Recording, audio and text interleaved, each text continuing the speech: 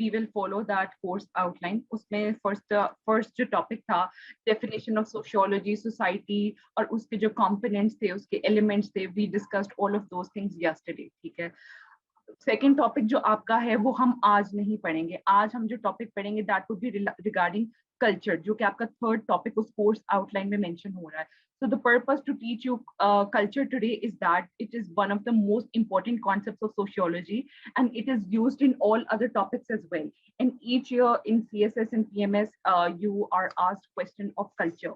So the basic thing of teaching you culture today is that that concept gets crystal clear to you.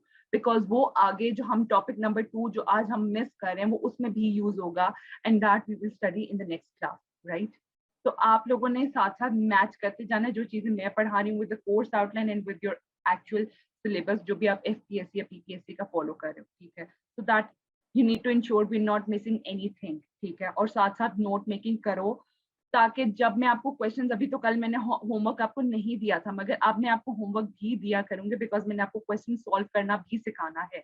So for that case you need to have proper your own notes, and I told you yesterday how you have to make those notes.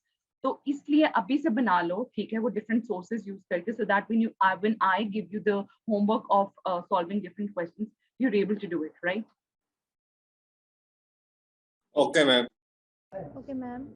Okay, so our today topic is of culture.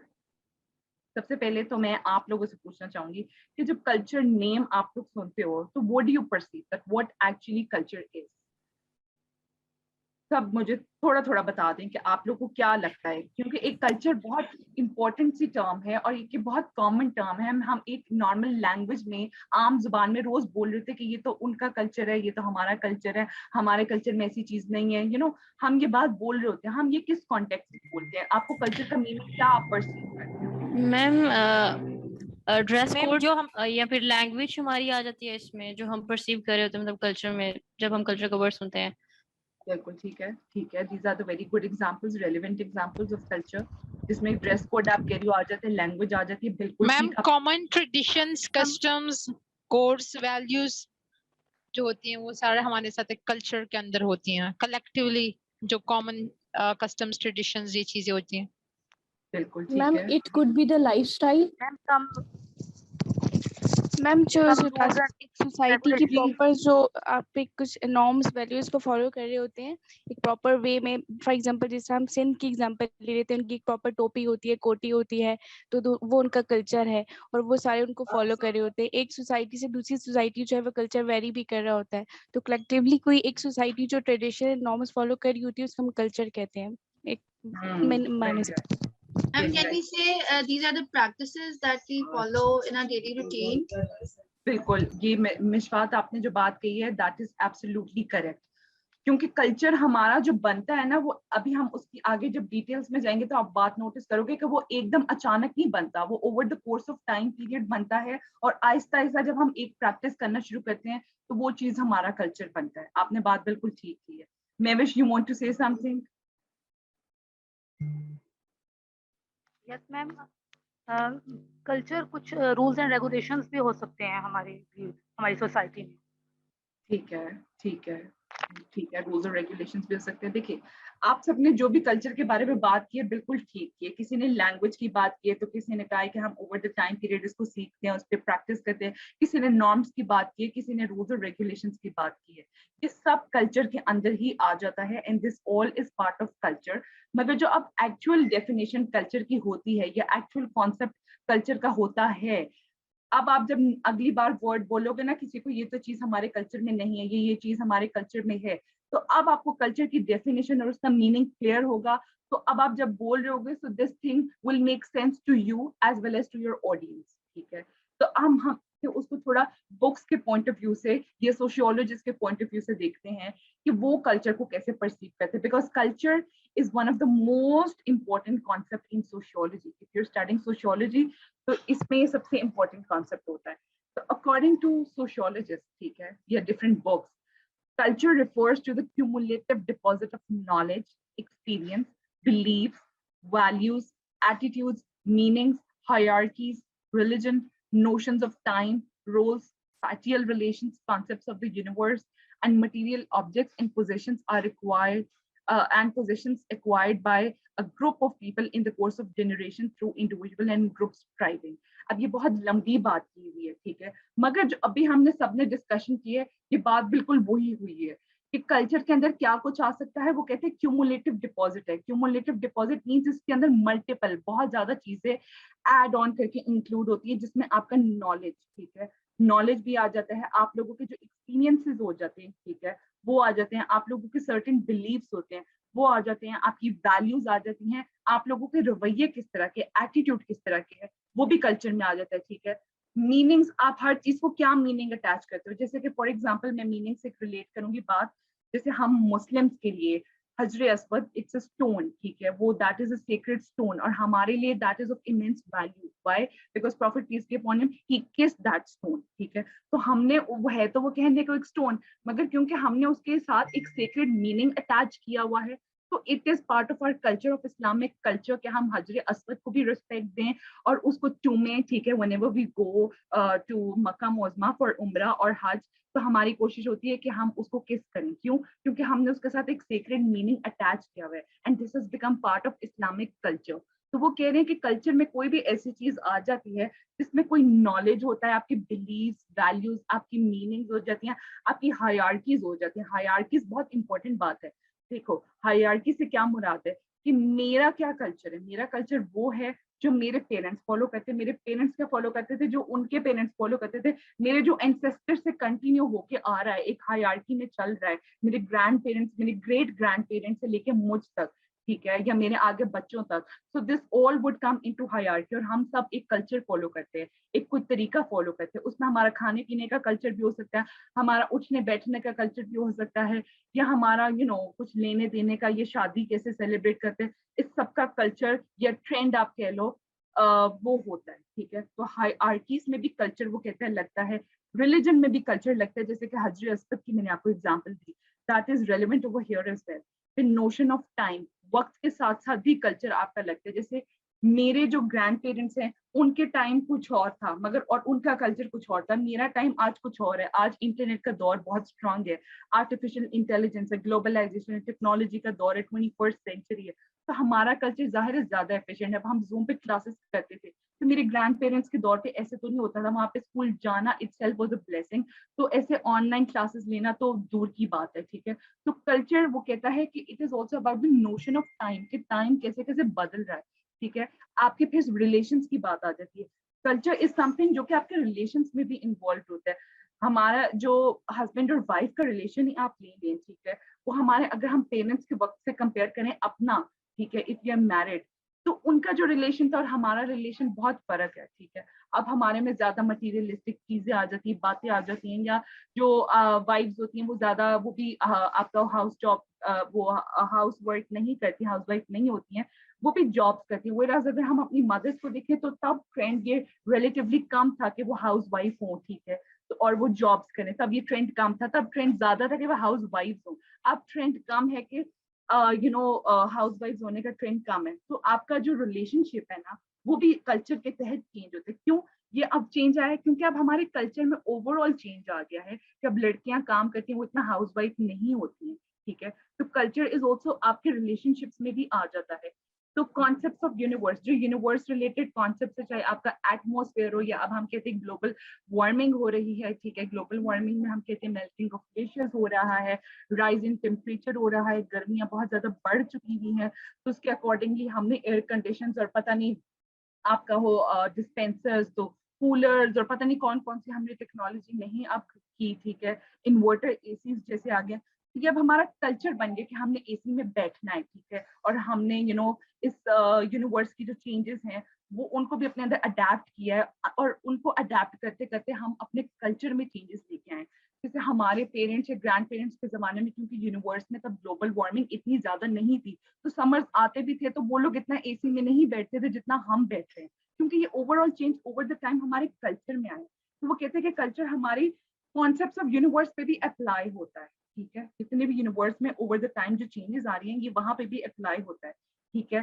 फिर वो कहते हैं material objects में भी apply होता है. Material objects क्या चीज होती है? वो कोई चीज जो कि टच हो सकती है, ठीक है, उन पे भी अप्लाई होता है, ठीक है.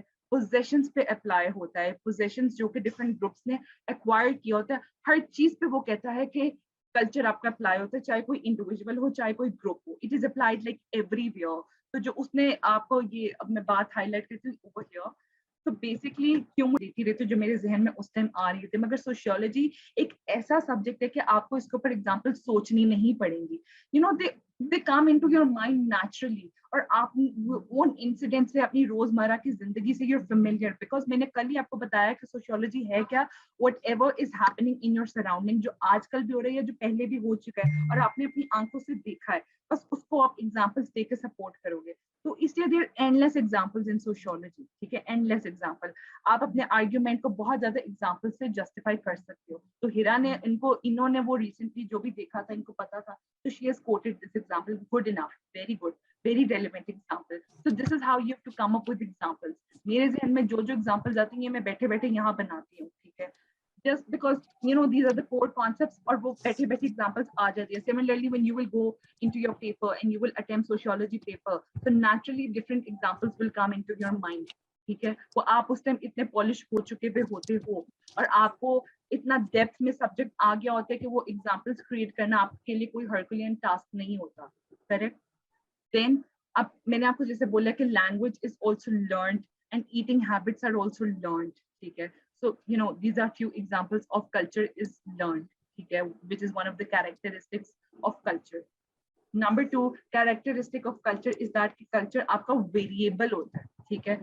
अब इसमें क्या आ जाता है, every society has its own culture, ठीक है. सोसाइटी क्या होती है, जैसे कि मैंने आपको कहा हमारी पाकिस्तानी सोसाइटी है जो कि टेरिटरीज डिफाइन करती है, ये कल मैंने आपको बात की थी. तो वो कहते हैं हर सोसाइटी का अपना कल्चर होता है. यस, क्योंकि इंडिया का अपना कल्चर है, पाकिस्तान का अपना कल्चर है, यूएस का अपना कल्चर, यूके का अपना, सऊदी का अपना, यूएई का अपना. That's right, okay. फिर वो कहता है many cultures share certain traits, however the way those traits are organized can differ. जी Amna, you've raised your hand. Ma'am मैं ये पूछ रही हूँ कि एक सोसाइटी की कोई लिमिट है कि लाइक कितनी टेरिटरी के लोग एक सोसाइटी कहलाएंगे? अब फॉर एग्जांपल वैसे अगर हम इन अ वर्ल्ड में कंपेयर करें तो एक पाकिस्तानी सोसाइटी, एक इंडियन सोसाइटी, एक अमेरिकन सोसाइटी, लेकिन अगर हम विद इन पाकिस्तान देखते हैं तो फिर एक पंजाबी सोसाइटी होती है, हाँ, लाइक पश्तून तो वो सोसाइटी. देखो सोसाइटी की टेरिटरी आपकी इस तरह डिफाइंड होती है कि अगर आप ब्रॉड स्पेक्ट्रम में देखो, कंट्री लेवल पे देखो, तो पाकिस्तानी डिपेंड्स ऑन अस कि हम किस लेवल पे देख रहे हैं, किस लेवल पे देख रहे हो. मगर अगेन उसकी बाउंड्रीज को आप मद्देनजर रखोगे, राइट.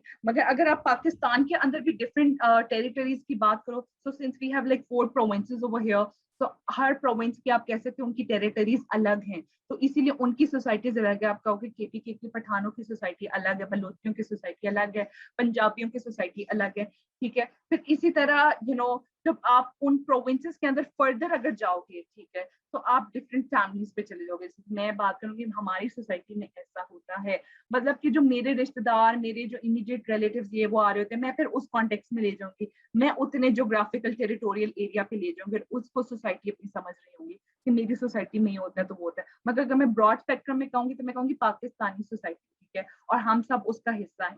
तो मैं अगर अपनी फैमिली की सोसाइटी के कॉन्टेक्स्ट में बात करूंगी तो मेरी जितनी भी फैमिली में लोग आ जाते हैं उस कॉन्टेक्स्ट में मैं बात करूंगी, ठीक है. समझ आइए. तो कल्चर इज वेरिएबल, मतलब इसका मीनिंग इज सेल्फ एक्सप्लेनेटरी. जो वो लाइन, जी Fariha, you have a question. Ma'am enculturation थोड़ा समझ में नहीं आया. ओके, इनकल्चरेशन का कॉन्सेप्ट जो है वो बेसिकली ये कहता है, क्रक्स ये है कि आपको, जैसे मैंने कहा कि कल्चर इज लर्नड, मतलब कि हम सीख सीख के कल्चर सीखते हैं, ठीक है, मतलब देख देख के सीखते हैं.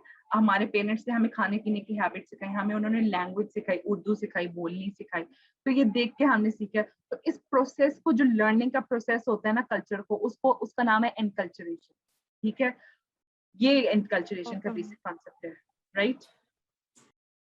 ओके मैम, मतलब जो हम सीखते हैं कल्चर, मतलब अपने हम एंसेस्टर से जो चीज एंसेस्टर्स के अलावा जिससे भी हम सीखते हैं कोई कल्चर, तो वो इनकल्चरेशन होगी. यस, एग्जैक्टली, बिल्कुल सही है. ओके. ऐसे तो culture is variable, as I was telling you कि वेरिएबल से क्या मुराद है. वेरिएबल कोई भी ऐसी चीज होती है जो वक्त के साथ साथ चेंज होती है, फिक्स्ड नहीं रहती है. तो सिमिलरली इसमें भी वही बात आ रही है कि कल्चर वक्त के साथ साथ बदलता है, ठीक है. culture is variable because different groups within a same society have different cultures. जैसे कि हम पाकिस्तानी सोसाइटी हैं, ठीक है, और हमारी सोसाइटी में मैंने आपको कहा डिफरेंट ग्रुप्स हैं. अब आप इसको प्रोविंस वाइज डिफरेंट ग्रुप्स ले लो कि केपीके के अलग लोग हैं, बलोची अलग है, पंजाबी अलग है, या आप अगर इन प्रोविंसेस के अंदर भी डिफरेंट ग्रुप्स ले लो, या अगर हम लाहौर का भी फॉर एग्जांपल ले लें तो एक मेरा ग्रुप हो जाएगा मेरी फैमिली से रिलेटेड, कोई एक हिरा का ग्रुप हो जाएगा उनकी फैमिली से रिलेटेड, कोई उम्मे कुलसुम का ग्रुप हो जाएगा उनकी फैमिली से रिलेटेड. तो इन लोगों की फैमिलीज में इन जो कल्चर्स हैं वो ये लोग अलग फॉलो करते होंगे, हम लोग अलग फॉलो करते होंगे. तो वो बेसिकली ये कह रहा है कि कल्चर इसलिए वेरिएबल होता है, हर वो आपका ग्रुप टू ग्रुप वो डिफर करता है. हम लोग जो कल्चर फॉलो करते हैं, हम जिस कल्चर के तहत ईद मनाते हैं, ये लोग डिफरेंट तरह ईद मनाते होंगे. हम लोग सुबह मीठा बनाते होंगे, ये लोग नहीं बनाते होंगे, ठीक है. ये लोग फर्स्ट डे, हम लोग फर्स्ट डे कुर्बानी करते होंगे, ये लोग सेकंड डे करते होंगे. तो हर ग्रुप का कल्चर भी, वो कल्चर का ट्रांसमिसिव से क्या मुराद है कि ट्रांसमिट हुआ है, यानी कि हमें पास ऑन हुआ है. जो हमारी पिछली जनरेशन थी उनसे अगली जनरेशन पे, फिर उनसे अगली जनरेशन पे, फिर हम तक पहुंचा है. तो कल्चर की ये क्वालिटी भी है कि it is transmissive, right? Because it is passed on from one generation to another. अब इसमें दो कॉन्सेप्ट्स आ जाते हैं कि इंटरजेनरेशनल और एक इंट्रा जनरेशनल. एक होता है कि जो ऊपर से लेकर नीचे तक, यानी एक हायरार्की में हमारे एंसेस्टर से हमें चीज आती है, ठीक है, वो होता है intra generational. Intergenerational is something कि जो हमारी जनरेशन के अंदर हम आपस में चीज एक्सचेंज करते हैं, जो कल्चर एक्सचेंज करते हैं, वो इंटरजेनरेशनल. जैसे कि मैं अगर कहूँ कि मैं आईफोन यूज करती हूँ, तो मैं अपने कजन को भी बताऊं कि मैं आईफोन यूज करती हूँ, तो उसको भी शायद अच्छा लगे, वो आईफोन परचेज कर ले, फिर वो आगे से किसी को बताए वो कर ले. तो ये हम एक इसको कल्चर बना लेंगे भाई कि हमने आईफोन यूज करना है, तो ये मेरी जनरेशन के अंदर ये चीज हो रही है, ठीक है. और अगर मैं कोई और बात करूं कि मुझे यू नो बड़ों की इज्जत करनी है, ये मैं कहती हूँ मैंने अपने बड़ों से सीखा हुआ है, राइट. तो मेरे एंसेस्टर्स ने ये बात पहले की थी, क्योंकि they used to respect their elders. फिर मेरे parents they used to respect elders.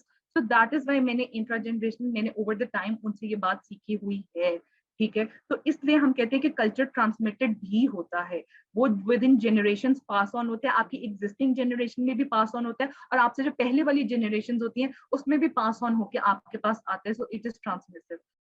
Yes doctor Sukaina, you want to ask something? अस्सलाम वालेकुम मैम.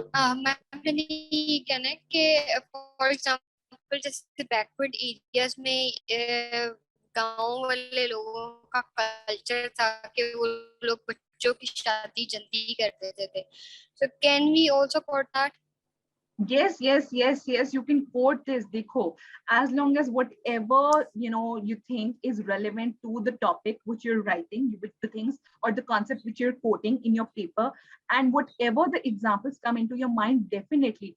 सिवाय ये जो उर्वा का क्वेश्चन था, आपकी पर्सनल एक्सपीरियंस, यानी कि मेरी मुलाजमा ने मेरे साथ ये किया, उसका रेप हुआ, या उसके साथ किसी ने डोमेस्टिक वायलेंस किया, मेरी बहन के साथ, ये नहीं आपने बातें करनी है, ठीक है. बट अदरवाइज आप कर सकते हो कि आप एक जनरल बात कर सकते हो, जैसे कि मैंने आपको जनरेशन की एग्जांपल दी है कि फॉर एग्जांपल गुड हैबिट्स और greeting habits are transmitted from elders to their younger ones, ठीक है. तो this can be quoted as an example. ये ईटिंग हैबिट्स कह लो या कुछ और हैबिट्स कह लो. और जिस तरह आपने बात की कि विलेजेस में there is a trend, there is a culture actually कि उनकी अर्ली मैरिजेस हो सकती हैं. This is a problem, social problem of entire Pakistan. ये हमारी बहुत बड़ी प्रॉब्लम है कि फोर्स मैरिजेस, अर्ली मैरिजेस हो जाती हैं, फिर उसकी वजह से आगे different issues domestic violence related हो जाते हैं. तो इस वजह से you can coat this example. This is very relevant example in fact, ठीक है. तो एज लॉन्ग एज सोसाइटी से रिलेटेड, क्योंकि ये सोशल सब्जेक्ट है, मैंने आपको बोले सोशियोलॉजी, अबाउट योर सराउंडिंग, आपके इर्द गिर्द जो कुछ हो रहा है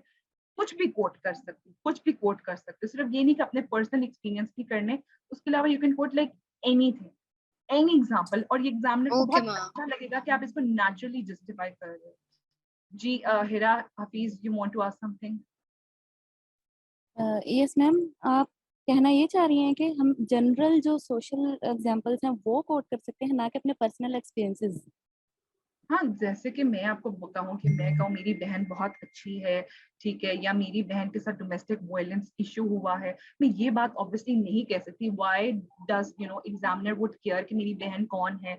मैं ये जरूर कहूंगी कि पाकिस्तानी सोसाइटी में या in this society we live, over here domestic violence cases are happening, और जो भी मैंने गूगल से स्टैटिस्टिक्स उठाई होंगी या इंसिडेंट्स उठाए होंगे इस तरह करके मैं कोट करूंगी। मगर अगर मैं अपनी पर्सनल बहन के डोमेस्टिक वायलेंस एक्सपीरियंसेस लिखूंगी तो ये बात नहीं ठीक होती ना पेपर में, क्योंकि आप एक कंपेटिटिव एग्जाम में बैठ रहे हो। मैम बेसिकली ये है ना कि जो सोसाइटी पे जनरलाइज हो रही है एग्जांपल हमने उसको कोड करना है, ना कि पर्सनली उसको लेके चलना है। अगर हमें पर्सनली भी कोई ऐसी बात पता चल रही है या हमें कुछ ऐसा इंसिडेंस पता है तो हम उसको उस प्रॉपर उस बंदे को लेके नहीं डिस्कस करेंगे, हम अब सोसाइटी देखो कि वो जो ज़ैनब रेप केस हुआ था, ठीक है, या वो जो कंदील का केस हुआ था, वो जो कंदील पता नहीं कोई थी एक्ट्रेस आई थिंक जिसको मारा गया था, कंदील अब ज़ैनब रेप केस, हाँ कंदील बलोच, अब वो ज़ैनब रेप केस एक नेशनल केस बना, तो उसके ऊपर तो सबने इंक्वायरी की, हमारे नेशनल लेवल पे हमारे टीवी चैनल्स पे शो हुआ, उसके वो जो भी उसका हुआ, तो आप कोट कर सकते हो, वो एक प्रॉपर केस है और examiner would like that example. इसी तरह कंदील बलोच का जो केस है उसको आप फिजिकली उसको टच कर सकते हो, वो कॉन्क्रीट होती है, उसके फिजिकल एस्पेक्ट्स एग्जिस्ट कर रहे होते हैं, आप उसको हाथ लगा सकते हो, उसको फील कर सकते हो। whereas नॉन मटेरियल ऐसी चीज होती है जो कि अनटचेबल होती है, एब्स्ट्रैक्ट होती है, हवाओं में एग्जिस्ट करती है, उसकी कोई नॉन फिजिकल एस्पेक्ट्स नहीं होते, ठीक है। अब कल्चर किस तरह मटेरियल होता है, for example food, clothing, architecture, tools, devices, vehicles, इन सब चीजों को हम हाथ लगा सकते हैं, तो इसलिए हम ये मटेरियल कल्चर होता है, ठीक है। कि मेरा जो खाना है, फॉर एग्जाम्पल मेरी फैमिली में ट्रेंड है कि हम खाते बिरयानी है, हम पुलाव नहीं खाते, तो उसको वी कैन टच इट, ठीक है। सो दैट इज पार्ट ऑफ वो जो बिरयानी है, that is part of material culture. या मेरी फैमिली में ट्रेंड है कि हम सैमसंग का तो फोन यूज करते ही नहीं, हम आईफोन का फोन यूज करते हैं, तो ये फोन जो है वो डिवाइस है, वो टच हो सकती है, सो this is part of material culture, ठीक है। या हमारी फैमिली में ट्रेंड है कि हम लोग डीवीडी पे तो मूवी देखते ही नहीं है, ठीक है, तो again that device can be touched, so this is part of material culture, ये हमारा कल्चर है।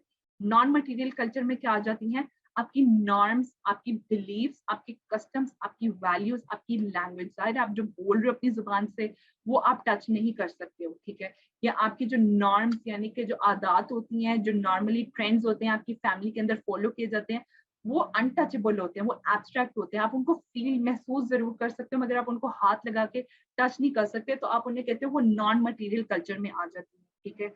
इसी तरह आपके कुछ वैल्यूज या कस्टम्स होते हैं, जैसे आप वहम कुछ करने की कुछ लोगों की आदत होती है, वो सुपरस्टिशियस होते हैं, whereas कुछ लोग नहीं सुपरस्टिशियस होते, तो this is also part of non material culture, because जो सुपरस्टिशन है, जो हमारे वहम है, हम उनको हाथ नहीं लगा सकते, उनके कोई फिजिकल एस्पेक्ट्स नहीं होते हैं, तो this is why they are part of non material culture. अब जैसे कि ईद का फेस्टिवल आ रहा है, ये 14 अगस्त का फेस्टिवल इटसेल्फ को हम हाथ तो नहीं लगा सकते, तो दैट इज व्हाई वो हमारे लिए नॉन मटेरियल कल्चर है वो हमारी कस्टम, मगर हम उसको क्योंकि हाथ नहीं लगा सकते, तो it is part of our non material culture, okay. So these are mainly these two types of culture, correct?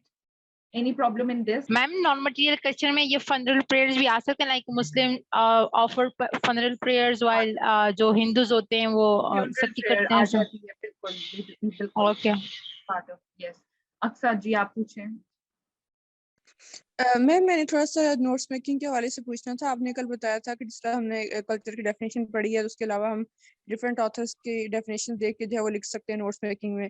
उसके बाद जो हमने करैक्टरिस्टिक्स पढ़ी है, उसमें हर पॉइंट के अकॉर्डिंग हम एग्जांपल लिख सकते हैं। इसके अलावा हम उसमें क्या और चीज ऐड करेंगे नोट्स मेकिंग में? उसके अलावा ये कि जब हम सोशियोलॉजिकल एस्पेक्ट्स पढ़ लेंगे ना, थ्योरीज पढ़ लेंगे, जैसे इमाइल डर्केम की, ऑगस्ट कॉम्टे की, मैक्स वेबर, ये वो आपके सिलेबस में है, उन थ्योरीज को आप कोट किया करोगे, ठीक है। वो जब हम पढ़ लेंगे तो आप लोग उनको इनकॉर्पोरेट कर दिया करोगे, मगर वो उसकी अंडरस्टैंडिंग मैं आपको बहुत अच्छे तरीके से करवाऊंगी, अच्छे सोर्सेज से उसकी प्रिपरेशन करवाऊंगी, तो वो ऑटोमेटिकली आपके जहन में बैठ जाएंगे, आप लोग कोट कर दिया करोगे जहां जहां आपको मौका मिला।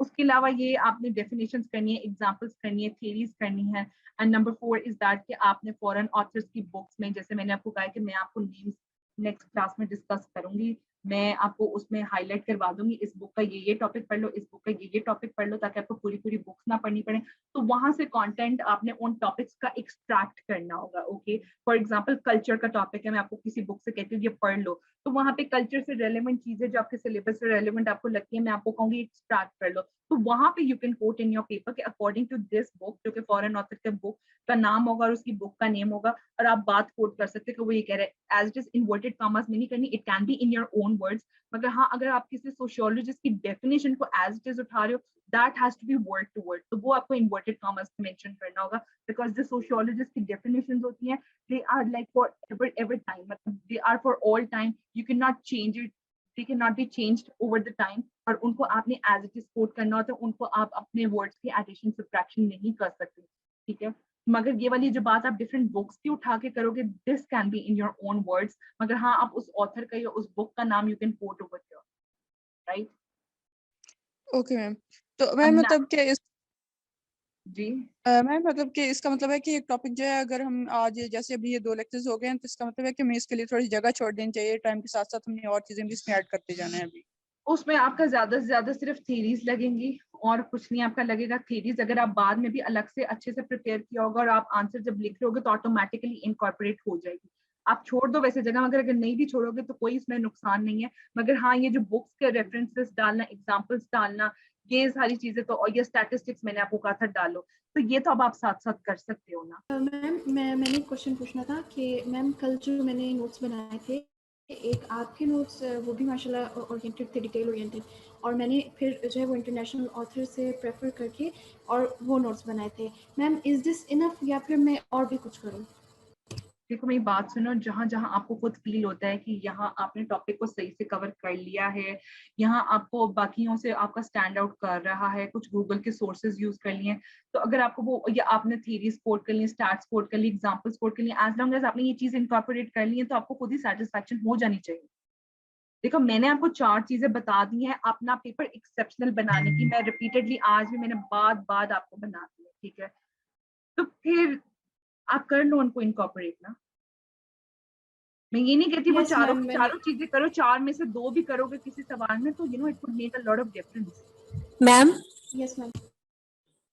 अब मैं मिशफात का सवाल। Ma'am I wanted to ask, can there be a term such as political culture? जैसे नॉन मटेरियल कल्चर में हम लोग ये बात कर सकते हैं कि जैसे कम्युनिटिस्ट गवर्नमेंट्स होती हैं या फिर प्रेसिडेंशियल गवर्नमेंट्स होती हैं कहीं में, तो ये नॉन मटेरियल कल्चर में हम लोग इस तरह की कोई एग्जांपल लिख सकते हैं, जैसे चाइना, पाकिस्तान और यूएस के बारे में?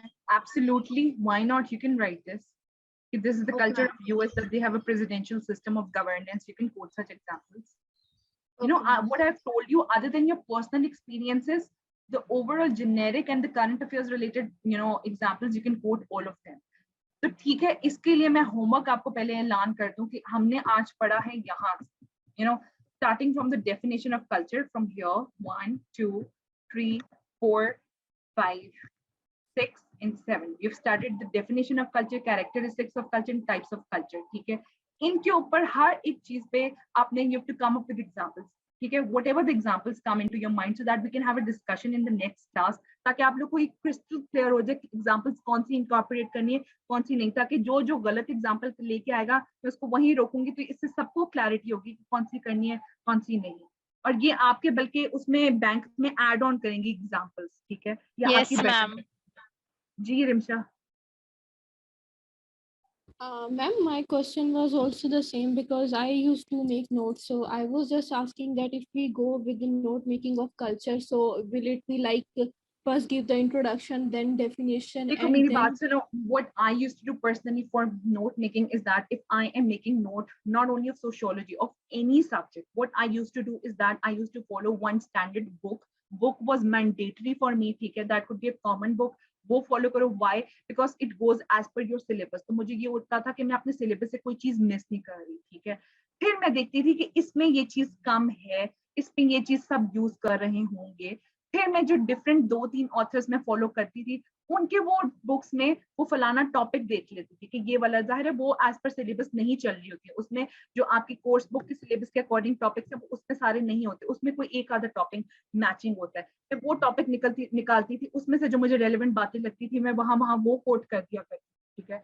उसके अलावा आपके पास मेरी स्लाइड्स है, आप ये लिखो, या अगर मुझे और भी कुछ क्लैरिटी की जरूरत होती थी तो मैं गूगल में वो टॉपिक सर्च कर लेती थी, 2-3 पढ़ लेती थी फाइल्स खोल के जहाँ पे मुझे जो अच्छी बात लगती थी, मुझे लगता था इसको मुझे इनकॉर्पोरेट करना चाहिए, तो मैं उसको कर लिया करती। फिर एग्जाम्पल्स मैंने कहा वो करो, स्टैटिस्टिक्स डालो, थेरीज हम बाद में करेंगे, वो तो डालोगे ही डालोगे आप हर क्वेश्चन में। तो मेरे ख्याल से these things are like more than enough आप अपने नोट मेकिंग के लिए और अपने आंसर्स को स्टैंड आउट करने के लिए। तो आपकी अप्रोच नोट मेकिंग में ये होनी चाहिए। और लंबी लंबी बातें ना कोट किया करो। अब देखो मैंने भी ये जो बातें उठाई हुई है किसी बुक से उठाई हुई, डिफरेंट बुक से, मगर मैंने टू द पॉइंट बातें उठाई हैं ताकि मैं इनको याद भी कर सकूं। अब जितनी मैंने बातें लिखी ये याद आप कर सकते हो। और याद से हटके मैं आपको एक बात बताऊं, जब आप पर्सनली पेपर देने जाओगे ना, तो you would feel you have to attempt 4 questions and you have like 35 minutes for each question. तो उस टाइम आपके जहन में कंटेंट बहुत होता है और टाइम नहीं होता। और चारों सवालों का आपने इक्वली टाइम देना है, ये नहीं कि पहले को बहुत दिया आखिरी को सबसे कम। क्यों? क्योंकि सबके मार्क्स बराबर हैं, आखिरी में भी उतने ही मार्क्स लेने जितने पहले में लेने। तो बराबर बराबर 8 to 9 पेजेस करके बराबर बराबर आंसर लिखो। तो इसलिए कंटेंट भी उतना ही याद करो और अच्छे से उसको प्रेजेंट करो और सारी बाकी टेक्निक्स फॉलो करो, अच्छा कंटेंट पढ़ो। तो ये बातें आपको आपका पेपर डिफरेंशिएट और स्टैंड आउट करने में आपकी हेल्प करेंगे। वो थोप के कंटेंट जिसमें बात को घसीट के करो और बात का मतलब से कन्वे ना करो, वो करने की जरूरत नहीं। टू द पॉइंट आपकी अप्रोच होनी चाहिए सीएसएस में all together for like all of your papers. Ma'am फिर टू द पॉइंट में ये फिर थोड़ी सी ये एम्बिग्युइटी आ जाती है ना कि हम कहीं थोड़ा तो नहीं लिख रहे और 20 मार्क्स को मैच करेगा या नहीं करेगा। तो ये थोड़ा वाली नहीं, बात आप आती एटलीस्ट है 8 to 9 पेजेस तो लिखोगे ना। जो भी टॉपिक होगा उसकी 20-20 हेडिंग्स तो बनाओगे, वो मैंने आपको बताऊंगी आगे जाके, तो वो आपकी नेचुरली बन जाएंगे। मगर अगर मैं कहूँ कि जैसे मैंने कहा मटेरियल कल्चर एक हेडिंग है, इसके नीचे मैं इतनी लंबा पेज आधा पेज एक्सप्लेन करने का कह दूं, ये नहीं मुझे जरूरत। मैं अगर वो हेडिंग 3-4 लाइनों में भी एक्सप्लेन कर दूंगी ना और मैंने उसको टू द पॉइंट बात बता दी है और एग्जांपल भी दे दिए, थ्योरी भी कोट कर दी, तो that would be more than enough. फिर मैं अपनी नेक्स्ट हेडिंग पे मूव ऑन करूं, बजाय एक ही हेडिंग को लंबा लंबा आधे से ज्यादा पेज का करने का। मैं कह रही हूँ इसका कोई मकसद। Take care everyone. मैं आपसे ये स्लाइड्स अभी शेयर कर देती हूँ, ओके? हालांकि अभी हमारा आगे काफी कुछ रहता है।